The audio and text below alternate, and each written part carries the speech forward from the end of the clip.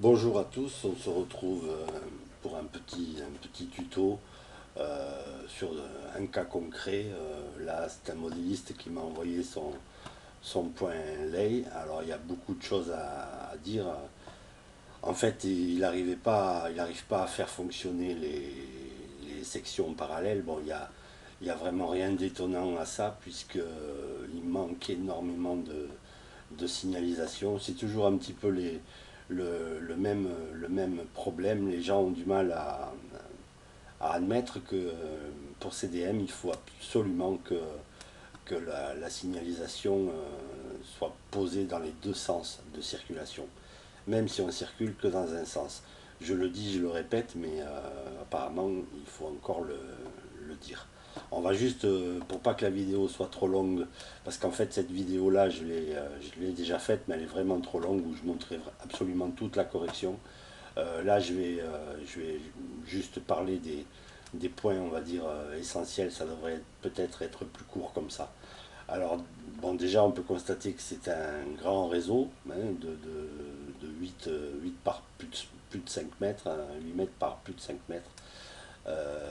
Bon, ça c'est très bien, donc a priori on aurait la place, mais malgré tout, on a quand même des soucis. Je le dis aussi dans l'autre vidéo, on a des soucis de rayons vraiment trop courts. Là, ici, on est à 32 cm de rayon. Là, ici, on est à 26 cm. Bon, là-dessus, voilà, techniquement, ça ne roule pas. Donc ça, faudra quand même le voir. Après, CDM, lui, s'en fiche. Les rayons très très serrés ne le perturbent pas, mais du moment que le gabarit est quand même respecté, c'est-à-dire que l'espace entre deux voies est quand même respecté, mais sur le réseau réel, si on a des rayons aussi petits, bien sûr, ça ne fonctionnerait pas. Alors, on va regarder un petit peu les oublis. Je ne vais pas vraiment le faire là, parce que du coup, ça serait long, mais on va regarder un petit peu. Alors, voyons, je vais zoomer. Ah, comme c'est un très grand réseau, bon, mais il faut utiliser le zoom ou faire des vues, des contextes de vue. Voilà, là par exemple, l'erreur classique, là ici on a bien deux signaux tête bêche pour un canton de pleine voie, mais on voit qu'il manque ici un détecteur. Donc là ici il faudrait rajouter donc un détecteur, le mettre à peu près à 60 cm. Là je ne vais pas mesurer, mais les zones de détection qu'il a mis sont un peu courtes aussi. Alors, on fait comme ça. Là, je vais montrer quand même vite fait. Je vais déplacer celui-ci. Voilà, on va le mettre à peu près à 60 et je ne regarde pas vraiment. Enfin voilà, entre les signaux et la coupure ici, hein, donc oui, je rappelle que les symboles de détection, en fait, ça, ça symbolise donc les coupures sur un rail, toujours le même. Donc cette portion-là, admettons qu'on coupe le rail le plus en bas là, donc cette section-là sera alimentée par un détecteur, par consommation de courant. Voilà.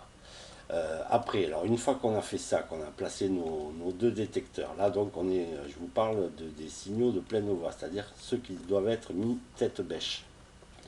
Là on voit d'ailleurs qu'il en manque un. Voilà. C'est les trucs classiques, hein, ça. Après, ce qu'il faut aller faire en configuration de signal, ces deux signaux là, il faut cocher détecteur associé. Comme ça évite de remettre un symbole de détection ici, hein. Ça évite d'alourdir le, le tracé, quoi, hein, tout simplement. Donc détecteur associé, on n'oublie pas de faire OK, sinon c'est pas pris en compte. J'espère que l'autre je l'ai bien fait. Voilà, là c'est bon.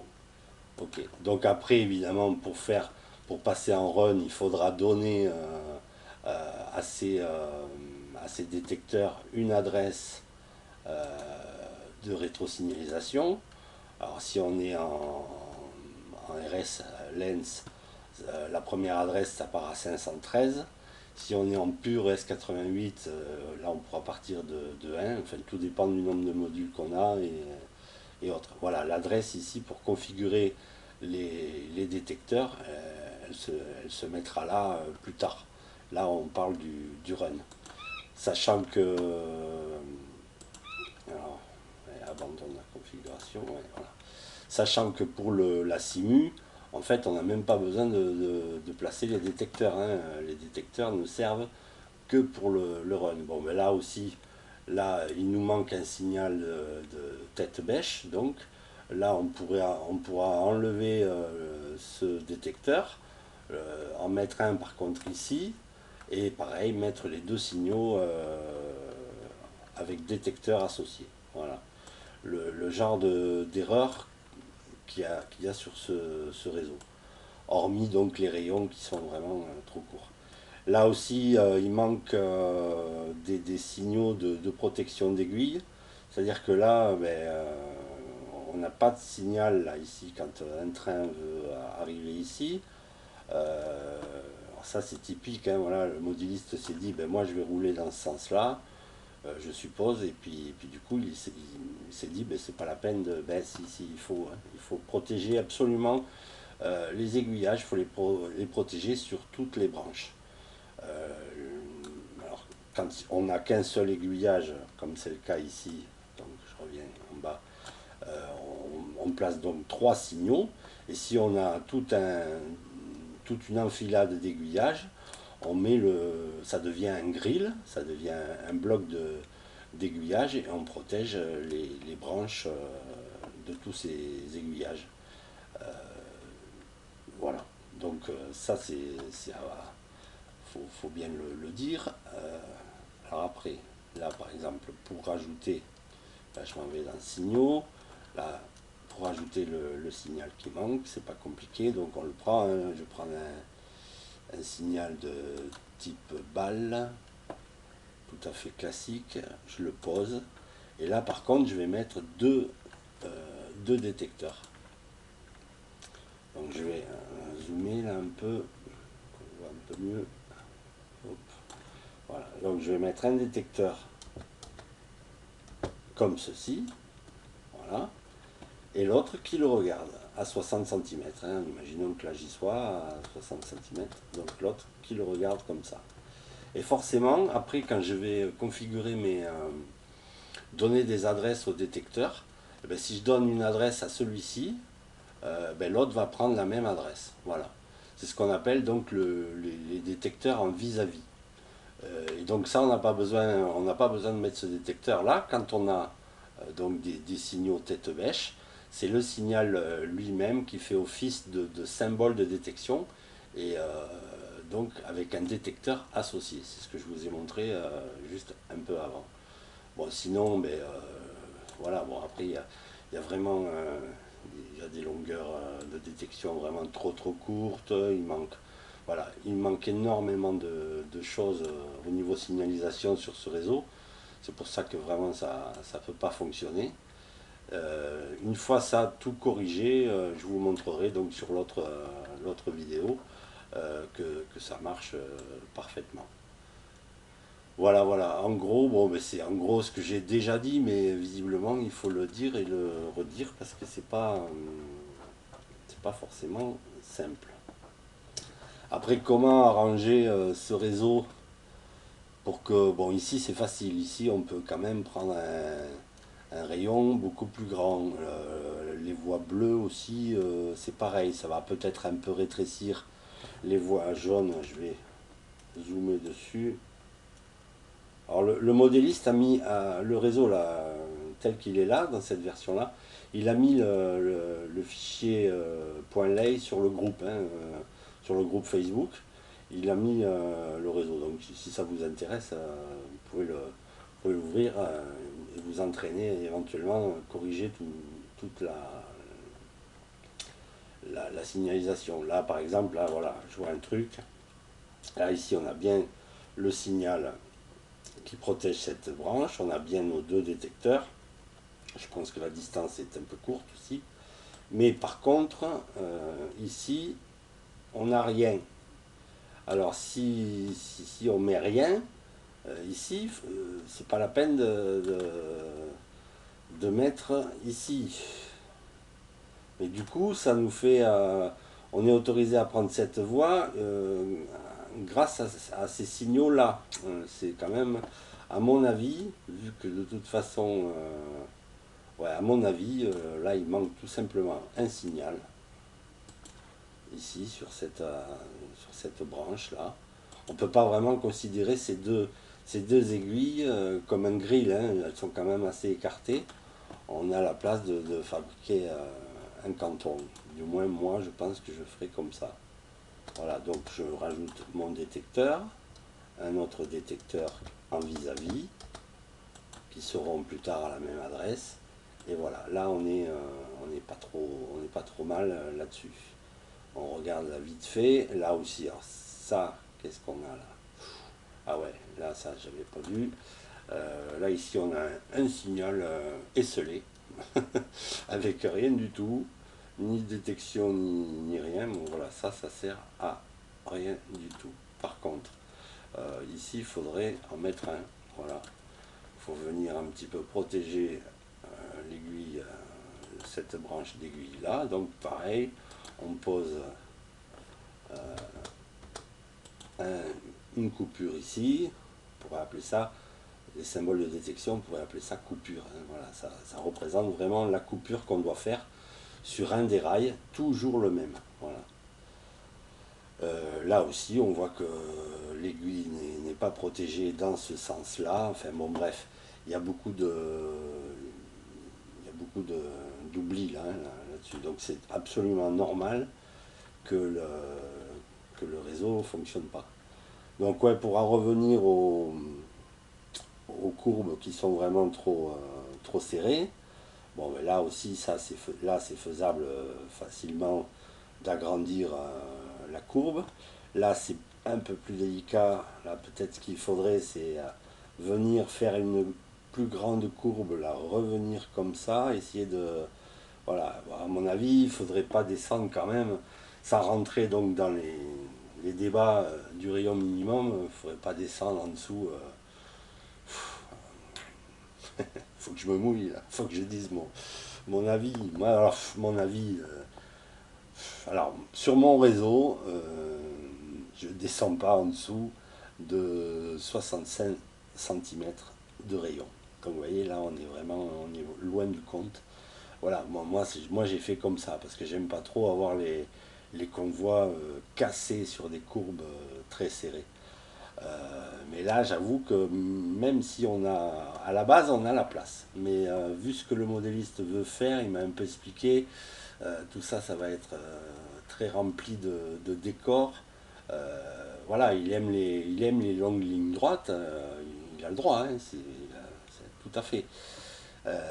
Donc même là, si à la base, on a la place, et bien mine de rien, rentrer tout ça avec des rayons convenable, on va dire, c'est pas si évident que ça. Il va falloir travailler là-dessus.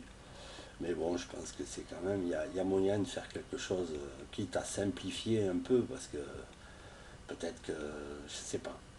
Là, il est aussi peut-être dans une phase où il se pose encore plein de questions. Il vaut mieux se poser ces questions-là avant, plutôt que de se rendre compte après que finalement l'idée n'était pas bonne. Et donc là, je conseille vraiment de réfléchir encore beaucoup au projet, quoi, hein. Après, voilà, des longues lignes droites, il y en a qui aiment, hein. Pourquoi pas, tout dépend de ce qu'on veut faire circuler, tout dépend de ce qu'on veut rendre. Euh, Pourquoi pas. Bon, voilà. Après, ouais, j'ai noté aussi une autre petite chose, un petit conseil que je peux vous donner. On va aller regarder donc l'édition du réseau module, voilà, simplement. On va aller regarder ici, ça, les heurtoirs. Bon, là, on voit déjà que ça, c'est trop court, beaucoup trop court. Là, aucune machine peut venir se garer, d'autant plus que la machine viendrait se garer aux 10 centimètres. Là, on voit que le heurtoir fait 10 centimètres de long. La machine, elle viendrait se garer ici. Donc, en fait, elle déborderait encore sur l'aiguille. Là, c'est juste impossible. Donc le conseil le conseil pour les heurtoirs, c'est de les ramener. Au lieu de les monter, je sais qu'ils sont à 10 centimètres par défaut, mais on les met à 1 centimètre. On va faire comme ça, on va déplacer notre heurtoir là, on va le déplacer. Bon, là il n'y a rien, par contre, il ne veut pas. Donc c'est pas comme ça que je vais faire. Je vais faire modifier ici. Là, ce segment là, je vais lui rajouter les 9 centimètres que j'avais enlevé. Ça va nous faire à peu près du 22. Voilà. Et là maintenant, je vais déplacer mon heurtoir. Si je l'ai bien attrapé. Non. Ça, c'est pas évident. Bon, je sais ce que je vais faire. Je vais tout simplement l'effacer déjà. Voilà, là, j'ai pas effacé le bon, c'est pas grave. Voilà, on va refaire tout ça. Là, je prends un segment de 22, ça me l'a pris en mémoire ça. Et je rajoute mon heurtoir à 1 centimètre. Et ça change tout. Ça change tout puisque maintenant la machine va venir au plus près du heurtoir. Voilà, donc le conseil vraiment au niveau des heurtoirs, c'est de raccourcir ces sections de heurtoir. Sinon la machine s'arrêterait à 10 centimètres. Et pour des voies de garage là, ultra courtes, hein, là ça c'est vraiment ultra court, je ne sais pas si ça fonctionnerait vraiment bien d'ailleurs. Là. Bon là pareil évidemment pour le pont, alors le pont j'ai remarqué qu'il est énorme. Là, moi ça me paraît super grand, je crois qu'il est à 40, ouais, il fait 40 cm. Je ne sais pas.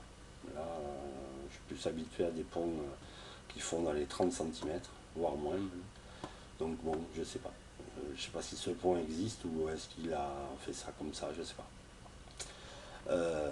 Là ici on voit que les signaux sont carrément pas dans le bon sens. Donc là ça va pas non plus. Il y a pas mal de trucs hein, que j'ai corrigé puisque là je fais cette vidéo en fait après la partie 5 hein, ça sera la partie 4 hein. Je l'avais faite mais j'avais fait c'était trop long, je montrais toute la correction, donc là voilà je préfère revenir sur ces points là, vous parler un petit peu de tout ça, plutôt que de tout montrer vraiment, ça sert pas à grand chose quoi, que je le fasse devant vous, bon je l'ai déjà montré en plus, donc voilà. En tout cas, bon voilà, ça fonctionne, hein, j'ai réussi à le faire fonctionner avec les sections parallèles et tout et tout. Une fois corrigé, ça fonctionne. Mais voilà, on a vraiment des soucis de place finalement. Alors à mon avis, raisonnablement, il faudrait que peut-être le modéliste se revoie un petit peu son projet à la baisse, soit au niveau du décor, parce qu'il veut placer beaucoup de choses, il me l'a dit. Il sera sûrement obligé de revoir un petit peu les choses à la baisse. À mon avis, sur une telle surface, il y a vraiment moyen de faire quelque chose de très joli. Peut-être, je sais pas moi, alors je peux me mouiller, ouais, je vais me mouiller un peu là, dire ce que moi j'aurais fait. Peut-être là, j'aurais fait euh, des rampes hélico pour faire gare cachée dessous et avoir des voies beaucoup plus dépouillées dessus, ce qui mettrait en valeur le décor. Voilà, ça pourrait être pas mal ça. On pourrait faire une boucle, une rampe ici, une rampe là, qui donc desservirait une gare cachée avec moyen de garer beaucoup de trains. Ça pourrait être pas mal. Alors voyons la largeur qu'il a là ici, en Y on est à 120. Ouais voilà, 120, on commence à... C'est jouable. En prenant une rampe, disons, à 55 cm, ça doit rouler pas trop mal. Il y aurait moyen donc de descendre, de se garer à un niveau inférieur. Et après, sur le haut, on aurait vraiment la voie de parade, quoi, hein, vraiment faire quelque chose de sympathique. Voilà, là je me mouille un peu, hein, je donne un petit peu mon avis. Bon, c'est pas trop, normalement, c'est pas trop le but de ces vidéos, mais bon, après tout, voilà. C'est juste mon avis, y a rien de méchant là-dedans, évidemment. Voilà, voilà. Donc, en gros, ce que je pouvais vous montrer là, surtout, n'oubliez pas au niveau des heurtoirs, donc ça, c'est quand même important. Et puis, bon, la signalisation, essayez vraiment d'imaginer toujours vos trains dans les deux sens. Et comme ça, la signalisation va vous paraître beaucoup plus facile, quoi. Hein. Voilà, voilà, je vous dis à très bientôt. Ciao, ciao.